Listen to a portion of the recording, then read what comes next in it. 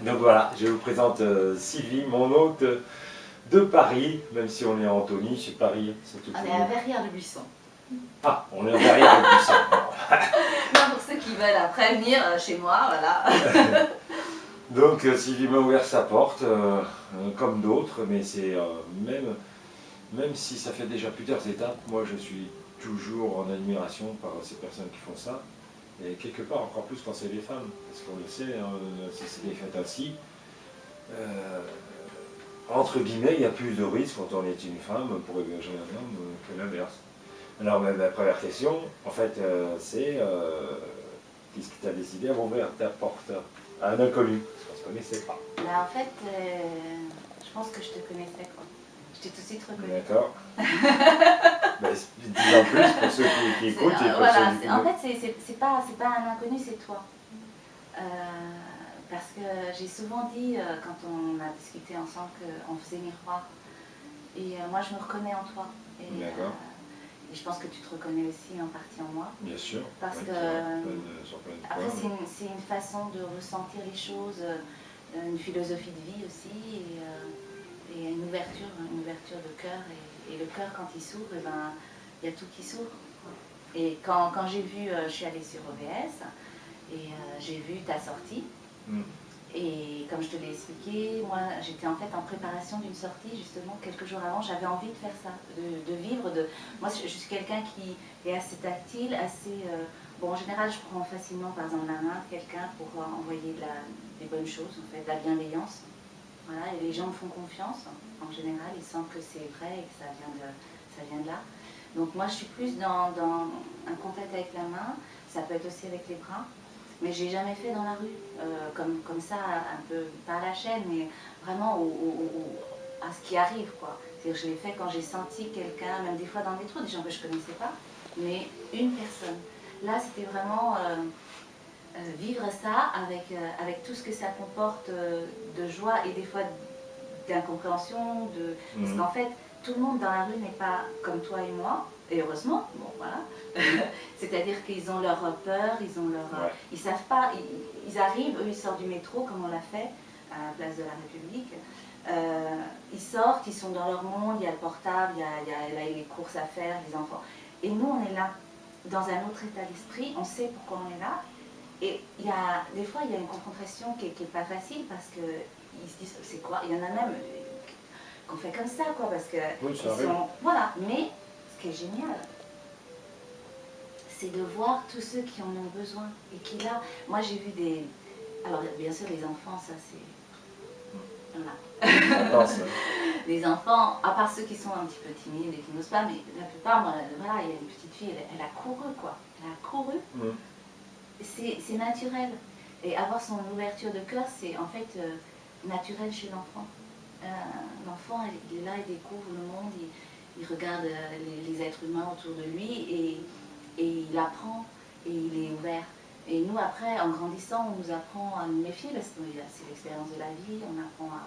Voilà, il y a des épreuves, il y a des choses. Et... Donc pour toi, ça a été une évidence de pouvoir de te dire que tu allais m'ouvrir à ta porte. Mais ouais, parce que voilà, ton message, il était clair, quoi. Il était clair, j'ai pas douté une seule seconde que tu pouvais être quelqu'un de mauvais, d'une mauvaise intention. Mais pas une seule seconde. Je t'ai reconnu, quoi. Voilà. C'est pas le cas. Mais ouais, et je confirme hein, pour tous ceux qui vont regarder la vidéo et qui vont, voilà, peut-être accueillir comme c'est un être vraiment formidable.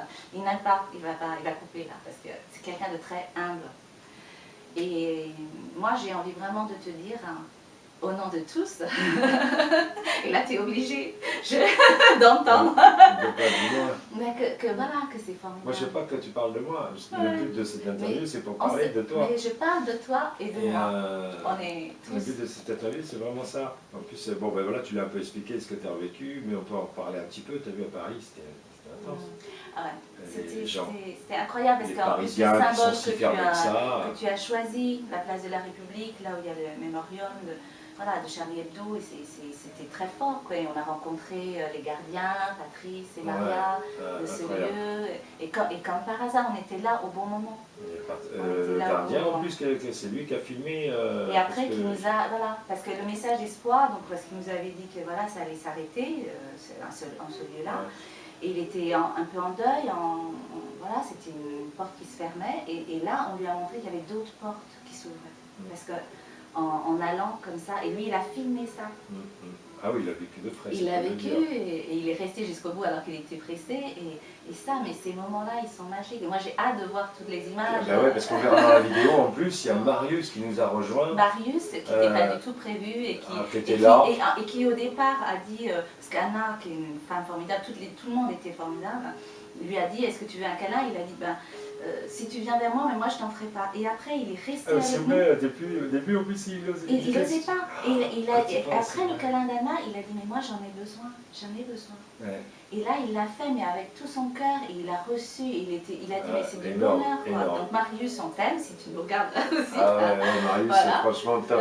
Et une super rencontre. Ouais. Mais ce qui est marrant, c'est que je me suis retrouvé sans panneau, parce que justement, il n'y avait plus assez de panneaux, et je ne pouvais pas ne pas lui en laisser un.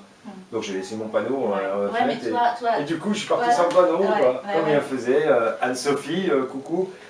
Julien aussi, et Valérie de Lyon, hein, ces 3 personnes que je vais citer, c'est les 3 amis de Lyon que j'ai vu faire comme ça sans panneau. Je dis waouh. Moi j'avais déjà vu quelqu'un le faire à Toulouse, Johan, je me rappelle de lui, et ouais, ça m'avait beaucoup surpris à la sortie de métro. Voilà, ça avait et pas... tu l'as fait aussi, tu l'as fait après dans le RER métro, tu l'as fait sans panneau. Mais peut-être qu'à ce moment-là, lui, il allait un peu trop direct, parce que nous, on avait ressenti dans l'ensemble qu'il y avait beaucoup de gens réticents et trop surpris. Donc, c'est pas évident, c'est pour ça, c'est important de le savoir. Spécial. Tout le monde n'est pas là. Dans notre esprit, à ce moment-là, de comprendre ce qu'on est là. Voilà, mais je dois avouer que je l'ai fait à Paris avec... mais j'étais au milieu de vous quand même. J'utilisais comme elle faisait, parce qu'elle disait Anne-Sophie, elle disait que pas besoin, toi t'en as un panneau, les gens ils le voient. Mais moi, ce que j'aime, alors je sais que tu veux pas parler avec toi, mais les gens vont vers toi parce qu'ils sentent, c'est ce que je disais, tu sais, les gens me font confiance et te font confiance, ils voient ce que tu dégages. Ouais, t'es vrai, donc voilà. En tout cas, Paris, super expérience, accueil formidable, une personne formidable, franchement Sylvie, je suis content de t'avoir rencontré, comme tous ces gens, comme toutes ces rencontres que je fais et que je vais encore faire. Ouais, c'est un beau cadeau. Et ça, voilà, ces trucs-là, ça fera garder. Mais si j'insiste sur ces interviews, je trouve ça un exercice rigolo, mais en plus c'est pour montrer qu'il y a tout type de personnes, tout âge. Je ne vais pas forcément te parler de ton métier, on peut s'en fiche, mais par exemple, tu peux me parler de ton projet.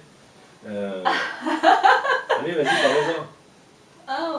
Non, t'as pas envie? Bon, on peut parler juste pour dire que moi, mon message pour moi et pour ceux qui ont envie de l'entendre, c'est d'être vous-même, en fait. De trouver ce qui vous correspond dans la façon de vivre. On est tous différents, il y a des gens qui ont besoin de vivre en ville, dans le mouvement, dans la culture.